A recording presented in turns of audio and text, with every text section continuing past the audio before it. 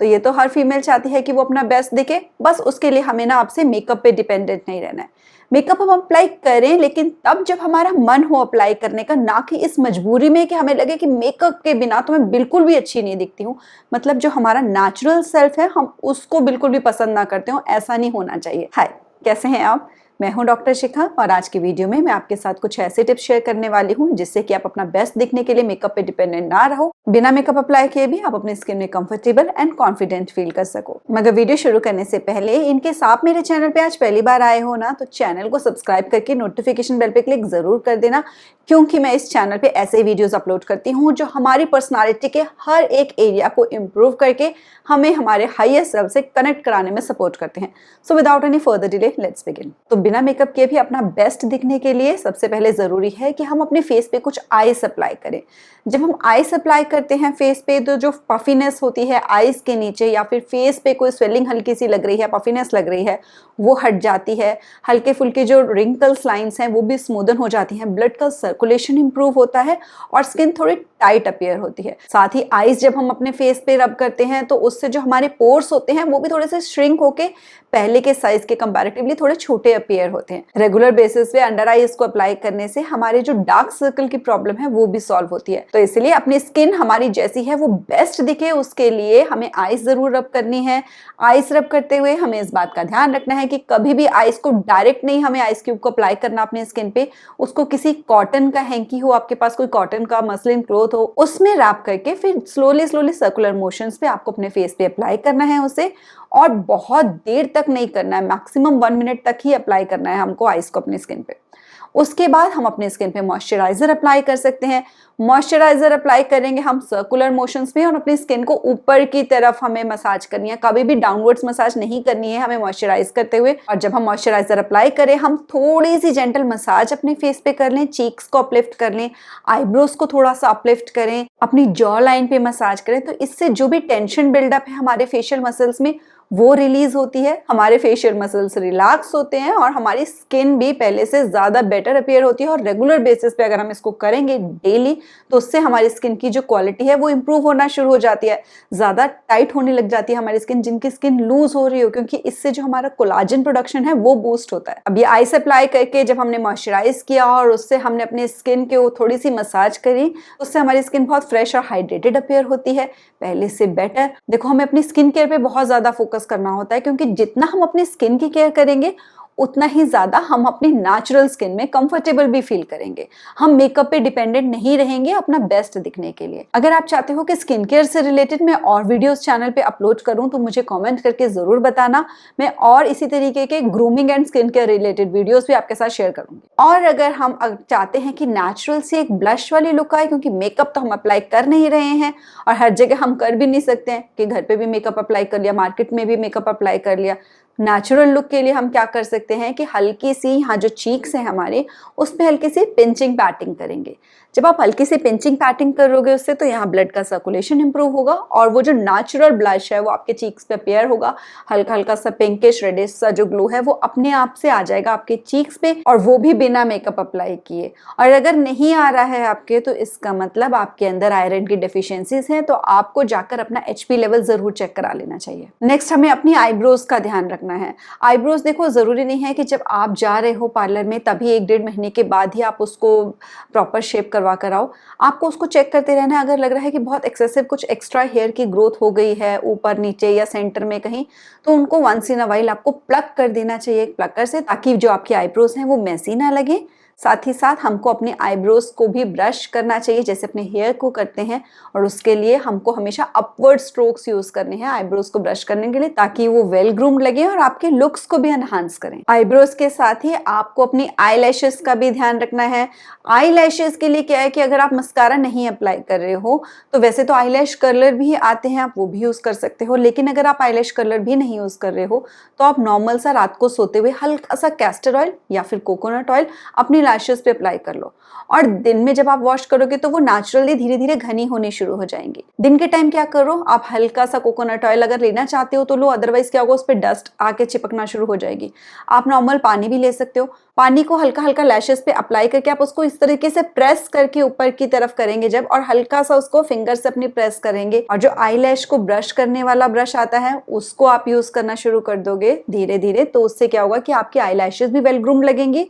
आप उसको जब इकट्ठा करके प्रेस करोगे ना, एक एक लैश अलग नहीं हो, थोड़ा चिपकी चिपकी हो, जब आप पानी लगाओगे तो उससे वो और ज्यादा घनी अपीयर होंगी। जब आप उसको प्रेस कर रहे होगे तो उससे वो नेचुरली कर्ल हो जाएंगी पानी लगाने के बाद। तो इससे बिना मस्कारा लगाए नेचुरली आप अपनी आईलैशेस को भी ग्रूम कर सकोगे, और जैसी वो पहले थी उससे ज्यादा बेटर लगने लगेंगी, जो कि आपकी ओवरऑल लुक को भी एनहांस करेंगी। नेक्स्ट देखो, जो हमारे लिप्स है ना, हमें उनकी भी केयर की तरफ ध्यान देना। हम अपनी स्किन की तो केयर कर लेते हैं, बॉडी की भी कर लेते हैं, लेकिन लिप्स को इग्नोर कर देते हैं। और पता है सबसे ज्यादा मेकअप हम अप्लाई भी लिप्स पे करते हैं। बाकी चाहे फाउंडेशन वगैरह हम रेगुलर बेसिस पे अप्लाई करें ना करें, लेकिन लिपस्टिक तो मोस्टली लेडीज यूज करती हैं डेली बेसिस पे। तो उससे क्या होता है, हमारे लिप्स जो कलर है उसका डिसकलरेशन होनी शुरू हो जाती है, अनइवन कलर हो जाता है उसका। ड्राई लिप्स होते हैं, चाप्ड लिप्स होते हैं, और अगर वो ड्राई होंगे लिप्स और वो कलर अलग अलग उनका रहेगा हमेशा, तो हम बिना लिपस्टिक लगाए कभी रह ही नहीं पाएंगे। तो वही जो लिपस्टिक जिसकी वजह से हमारे लिप्स ऐसी हालत में आए हैं, वही लिपस्टिक के बिना हम रह नहीं पाएंगे उन लिप्स को, नेचुरल जो हमारे लिप्स हैं उनको छुपाने के लिए। उसके लिए हमें लिप्स को अपने एक्सफोलिएट करना चाहिए, और उसके लिए बच्चों की कोई केमिकल प्रोडक्ट ना यूज करो। नेचुरल सा आप क्या करो कि शुगर लो, और हल्का सा उसमें एक पिंच आप कॉफी पाउडर का डालो। हनी लो, तो हनी की क्वांटिटी शुगर से डबल लो, जितनी भी आपको यूज करनी है। मैं बहुत थोड़ा थोड़ा सा यूज करती हूँ। इनको अच्छे से मिक्स करने के बाद आप उनको अपने लिप्स पे अप्लाई करके रब भी कर सकते हो, और ये मुंह में चला भी गया तो बहुत टेस्टी होता है, तो इसलिए वो भी घबराने की बात नहीं है। तो लिप्स पे अपना हल्का हल्का सा सर्कुलर मोशन में अप्लाई करना है, हल्के से लिप्स को स्ट्रेच करके, लूज छोड़ के नहीं करना है लिप्स पे अप्लाई। और साथ ही ये भी ध्यान देना है कि बहुत ज्यादा आप जोर जोर से नहीं उसको रब करोगे, बहुत हल्के हाथों से अप्लाई करना है।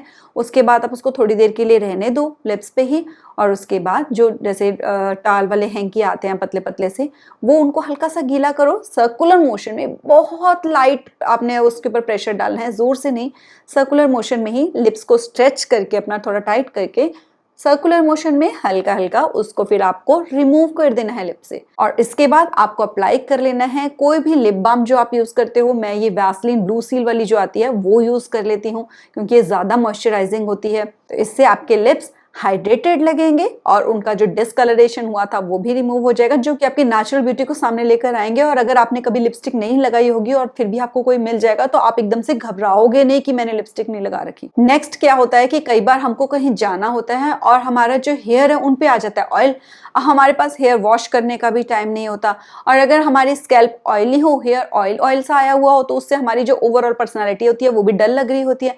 तो उसके लिए हमको एक क्विक शॉर्टकट सा क्या यूज करना है कि जो हमारे आगे आगे के हेयर हैं हम उनको पकड़े, पीछे वालों को हम टाई कर लें किसी रबर बैंड में या फिर किसी क्लचर में, और सिर्फ वॉश बेसिन में एक ही मग वाटर यूज होगा। हल्का सा शैम्पू लेके बस आगे आगे के हेयर को हम अच्छे से वॉश कर लें। उसके बाद हम उसको हल्का सा टाल ड्राई करके सिर्फ वही जो आगे आगे वाले हेयर हैं उनको प्रॉपरली आगे की तरफ ही करके ब्लो ड्राई कर लें। तो जब आप इसको ब्रश करेंगे और जब हेयर पीछे जाएंगे ना, तो उससे जो हेयर का फ्रंट लुक आपका सामने पूरा बाउंसी बाउंसी सा आ जाएगा, और वो जो सामने से शक्ल ऐसी लगने लग जाती है ना, बिल्कुल चिपकू चिपकू सी, जब हमारे हेयर ऑयली हो रहे हो, वो भी नहीं लगेगी। तो बिना कोई बहुत ज्यादा एफर्ट लगाए आप एक ही मिनट के अंदर अंदर फटाफट से अपनी लुक को एनहांस कर लोगे। और ये उनके लिए तो बहुत ही ज्यादा लाइफ सेवर हो जाता है जिनके हेयर बहुत ऑयली होते हैं, स्कैल्प बहुत ऑयली होती है, नेक्स्ट डे ही उनके ऑयल आ जाता है और वो डेली डेली तो हेयर वॉश कर नहीं सकते।